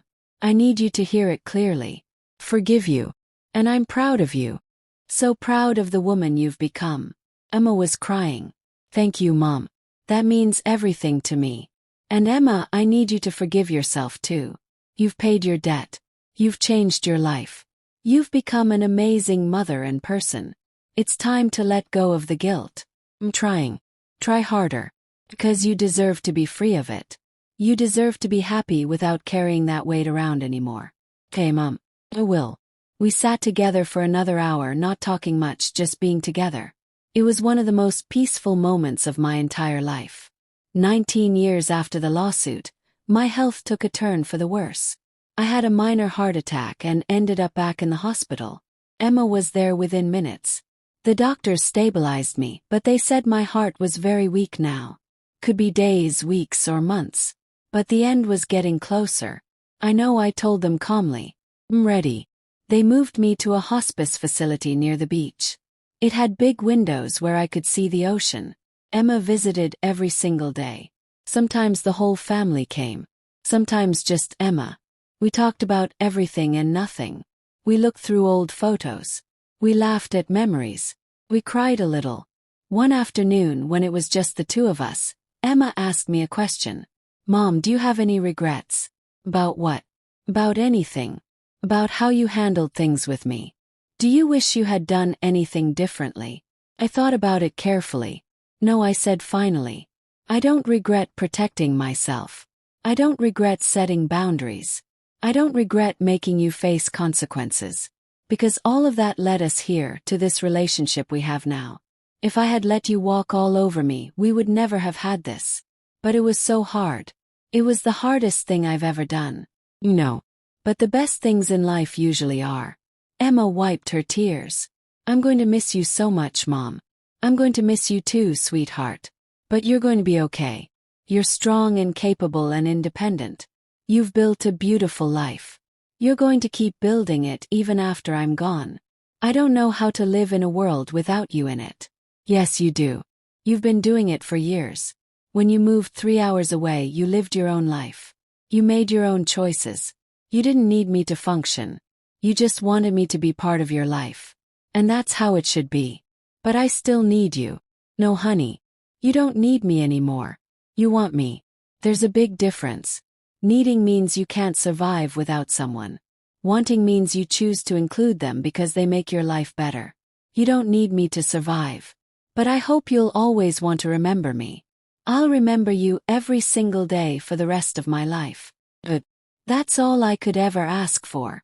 3 weeks later, surrounded by Emma, Thomas, Daniel, and Grace, I passed away peacefully in my sleep. My last conscious moments were spent listening to Emma tell me stories about her childhood. Good memories. Happy memories. Times when I was a good mother before everything got complicated. The funeral was small and simple, just like I had requested in my will. They held it on the beach near my house. About 50 people came. Emma gave a eulogy. My mother was the strongest person I ever knew, she said through tears. She taught me that love isn't about being nice all the time. It's about being honest. It's about setting boundaries. It's about holding people accountable while still believing they can change. She paused to wipe her eyes. 19 years ago, I hurt my mother terribly. I tried to take something that didn't belong to me. And instead of just forgiving me and moving on, she did something much harder. She held me accountable. She took me to court. She made me pay for the damage I caused. And at the time I thought she was the cruelest person in the world. Emma smiled through her tears. But now I understand. She wasn't being cruel. She was being loving in the truest sense of the word. She loved me enough to let me fail. To let me face consequences. To let me grow up. And because of that, I became a better person. I became someone I'm actually proud to be. She looked at my casket. Thank you, Mom. For everything. For the tough love. For the second chances. For believing I could change even when I didn't believe it myself. For showing me what real strength looks like. Love you. I'll love you forever. After the funeral, Emma went back to my beach house one last time before it was officially sold. The charity I had left it to was going to turn it into a retreat center for retired nurses who needed a peaceful place to recover from illness or just rest. Emma walked through each room slowly, remembering. She stood on the deck where we had spent so many hours talking and healing. She took one last look at the ocean view I had loved so much. Then she locked the door and walked away. But she wasn't sad. Well, she was sad, but she was also at peace. Because she knew I had lived the life I wanted. I had protected what was mine. I had stood up for myself. I had rebuilt broken relationships. And I had died knowing that my daughter had learned the lessons she needed to learn. 6 months after my death, Emma received a letter from the charity that now owned my beach house. Along with the letter was a check for $10,000, the gift I had promised her in my updated will. But more importantly, there was a final letter from me. My darling Emma, if you're reading this, I'm gone. But I want you to know that my last years were the happiest of my life. Not because everything was easy, but because everything was real. Our relationship in those final years was built on honesty, respect, and genuine love. Not obligation. Not guilt. Not expectation. Just love. I'm so proud of the woman you became. Proud of how you changed yourself. Proud of how you're raising Daniel and Grace. Proud of how you've built a life based on your own hard work instead of waiting for handouts. The money I'm leaving you isn't much, but I hope you'll use it to do something that makes you happy. Take a trip. Buy something special. Invest it. Whatever feels right to you. And Emma, I need you to know something important. I forgave you completely. Years ago. Long before I died. I want you to forgive yourself too. Let go of any remaining guilt. You paid your debt. You learned your lesson. You changed your life. That's all anyone can ever ask. Live your life fully. Love your family deeply. Set boundaries when you need to. Stand up for yourself always.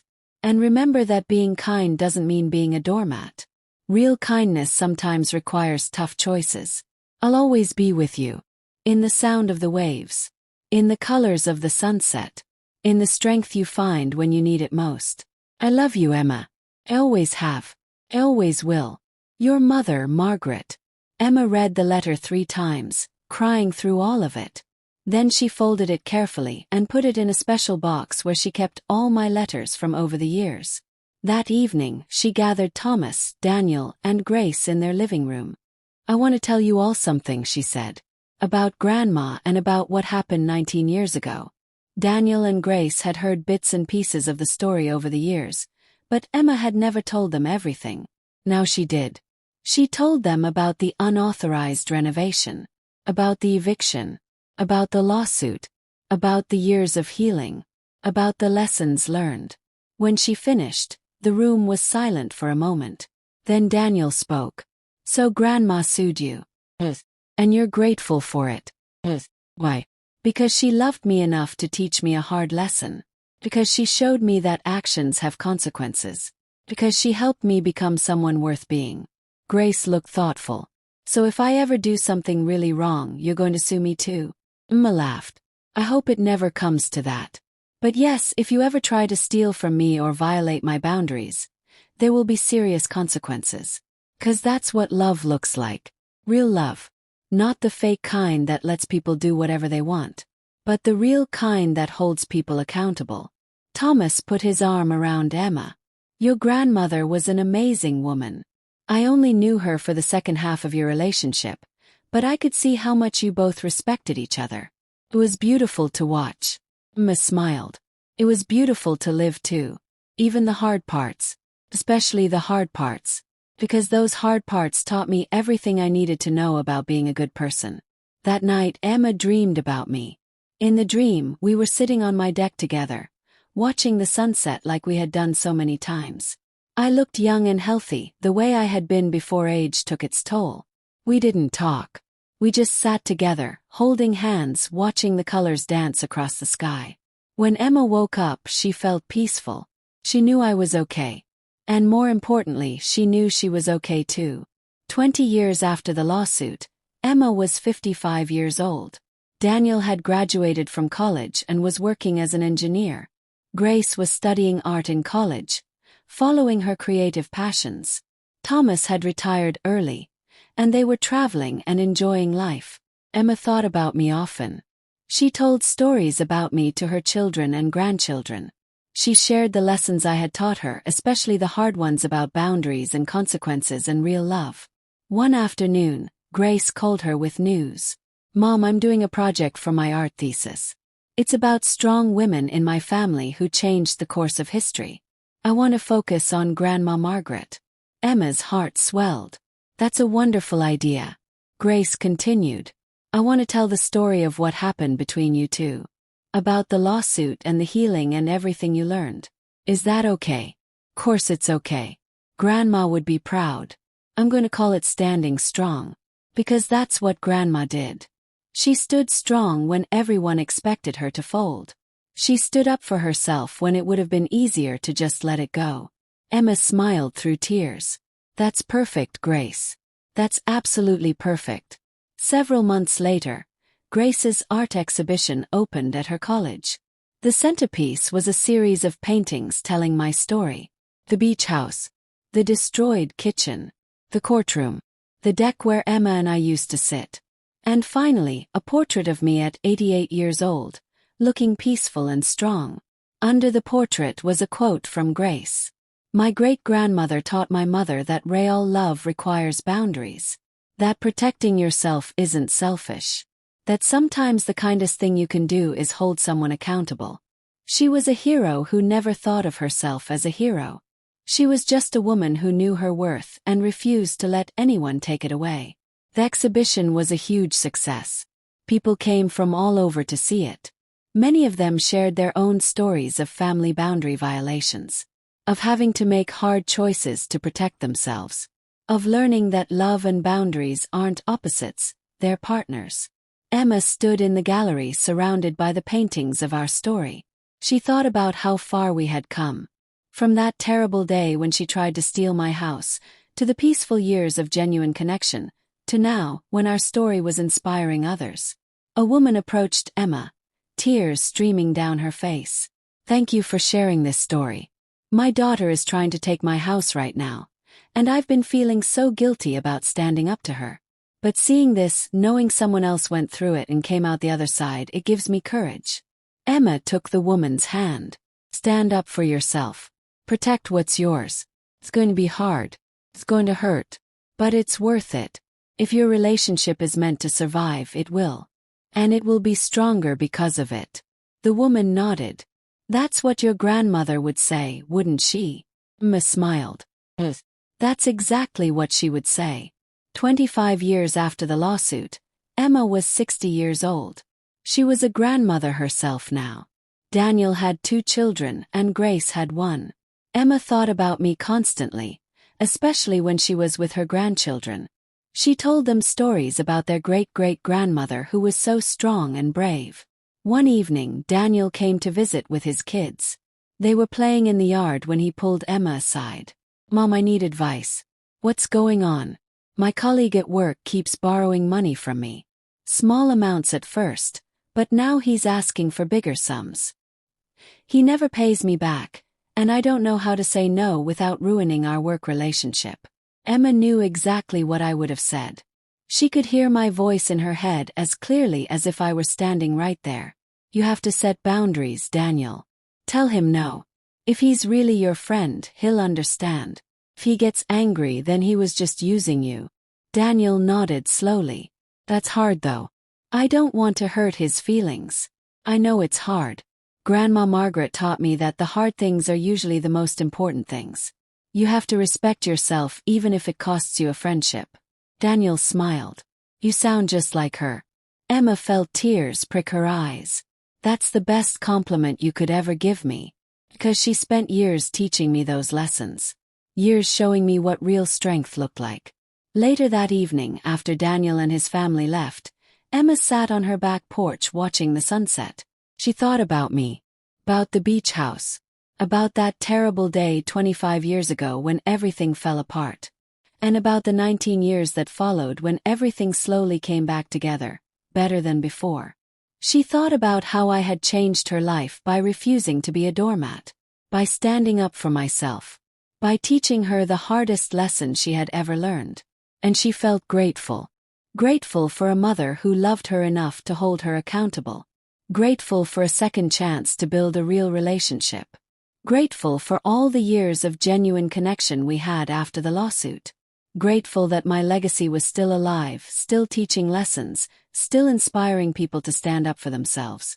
30 years after the lawsuit, Emma was 65 years old and thinking about retirement. She had lived a good life. Full life. A life built on her own hard work and choices. One afternoon, she received a call from the charity that had received my estate. Mrs. Miller. This is Caroline from the Retired Nurses Foundation. Yes, hello. I'm calling because we're hosting an event next month to celebrate 30 years since your mother's generous donation. We're wondering if you would be willing to speak about her and her legacy. Emma's heart skipped. I would be honored. The event was held at the beach house that had once been mine. The charity had turned it into a beautiful retreat center, just as I had hoped. Retired nurses came there to rest, to heal, to find peace after years of demanding work. Emma stood in the living room where I had once sat in my olive green armchair, making the phone call to Richard that changed everything. Now the room was filled with people, all there to celebrate my memory and my gift. When it was Emma's turn to speak, she walked to the front of the room and looked out at all the faces. My mother, Margaret Thompson, bought this house with money she earned working as a school secretary for 30 years. Every penny came from her own hard work, her own sacrifice. This house was her reward for a lifetime of dedication. He paused. 30 years ago, I tried to take this house from her. I didn't ask permission. I just assumed it would be mine someday anyway, so why wait? I began renovations without her knowledge. I planned to move in without her consent. I treated her property like it was mine. There were gasps from the audience. Emma continued. My mother could have just accepted it. She could have let me take over to keep the peace. She could have sacrificed her own comfort to avoid conflict. But she didn't. She stood up for herself. She called her lawyer. She took me to court. And she made me face the consequences of my actions. Emma's voice grew stronger. At the time I thought she was cruel. I thought she was cold-hearted and selfish. I thought she had chosen a house over her own daughter. But now, 30 years later, I understand the truth. She didn't choose a house over me. She chose dignity over being a doormat. She chose to teach me a lesson I desperately needed to learn. She chose real love over fake peace. And because of that choice, I became a better person. I learned to respect boundaries. I learned to earn what I have instead of expecting handouts. I learned to build my own life instead of waiting to inherit someone else's. Emma looked around the room. This house is now a place where hardworking women can come to rest. Women like my mother who spent their lives caring for others. That's exactly what she would have wanted. Her gift continues to help people, continues to make a difference, continues to show what real strength and generosity look like. She wiped her tears. My mother taught me that protecting yourself isn't selfish. That standing up for your rights isn't cruel. That real love sometimes requires hard choices. And that legacy, that lesson, is worth more than any house or any amount of money could ever be. The room erupted in applause. After the event, dozens of people came up to Emma to thank her for sharing the story. Many of them shared their own stories of having to set boundaries with family members, of having to choose self-respect over keeping the peace, of learning the same lessons I had taught Emma. One older woman, probably in her 80s, hugged Emma tightly. "Your mother saved my life too," she whispered. "I stayed here last year when I was recovering from surgery. This place gave me the peace I needed to heal. Please know that her gift is still changing lives every single day." Emma cried. She would be so happy to know that. As Emma drove home that evening, she thought about everything. About the 30 years that had passed since that terrible day. About all the growth and healing and learning. About how I had taken something horrible and turned it into something beautiful. Not just for Emma, but for all the women who would find rest in that beach house for years to come. When Emma got home, she found an old box in her closet. The box where she kept all my letters. She opened it and read through them one by one. Letters from the early days when I was still hurt and angry. Letters from the middle years when we were carefully rebuilding trust. And letters from the final years when everything was good and real and honest. At the bottom of the box was the last letter I had written to her. The one that came after my death. She read it again, even though she had memorized every word years ago. "And Emma, I need you to know something important. I forgave you completely. Years ago. Long before I died. I want you to forgive yourself too." Emma closed her eyes and finally, after 30 years, she truly did forgive herself. She let go of the last little bit of guilt she had been carrying around. She understood, truly understood, that I had forgiven her. That I had been proud of her. That I had loved her not despite what happened, but because of how she had grown from it. That night, Emma had the dream again. The one where we were sitting on my deck together watching the sunset. But this time in the dream I spoke. "You did good, Emma. I'm proud of you. Thank you, Mom. For everything. You're welcome, sweetheart. Now go live your life. Love your family. Stand up for yourself. And pass the lessons on." Emma woke up with a smile on her face. She knew what she needed to do. Over the next few months she wrote a book. She called it Standing Strong, the same title Grace had used for her art exhibition. The book told our whole story. The betrayal, the lawsuit, the healing, the rebuilding. But more than that, it told the lessons. Lessons about boundaries. About self-respect. About real love versus fake peace. About holding people accountable. About the courage it takes to protect yourself. About the strength it takes to let someone face consequences. The book was published a year later. It became a surprise bestseller. Thousands of people bought it. Support groups formed around it. People started sharing their own stories of family boundary violations and how they found the courage to stand up for themselves. Emma did book tours and speaking events. Everywhere she went, people thanked her for telling the truth about family dynamics. For showing that it's okay to set limits even with people you love. For proving that relationships can survive hard times and come out stronger.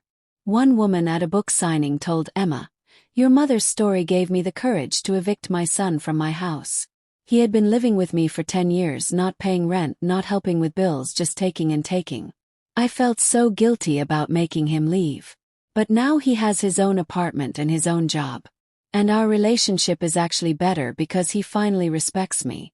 Another woman shared, "My daughter tried to get me to sign over my house to her. She had all the papers drawn up and everything. But after reading your book I said no. She didn't speak to me for a year. But last month she called to apologize. She said she finally understood that what she was asking for was wrong." Story after story after story. All of them echoing the same themes. All of them proving that I had been right.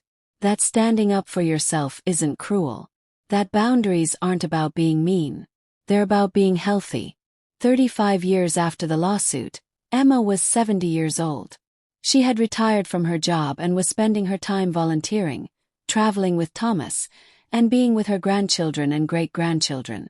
She thought about me every single day. Sometimes she visited the beach house, now the retreat center. She would sit on the deck and look out at the ocean, remembering all our conversations there. Remembering the healing that happened in that space. One afternoon, Emma's great-granddaughter Lily came to visit. Lily was 20 years old, smart and independent. She had heard the family stories about me but had never known me personally. "Great-grandma Emma, can I ask you something?" "Course, sweetheart. Do you really think your mom did the right thing by suing you? Or do you just say that because it worked out okay in the end?" Emma thought carefully about her answer. "I think she did the right thing. Not just because it worked out but because it was the only thing that would have worked."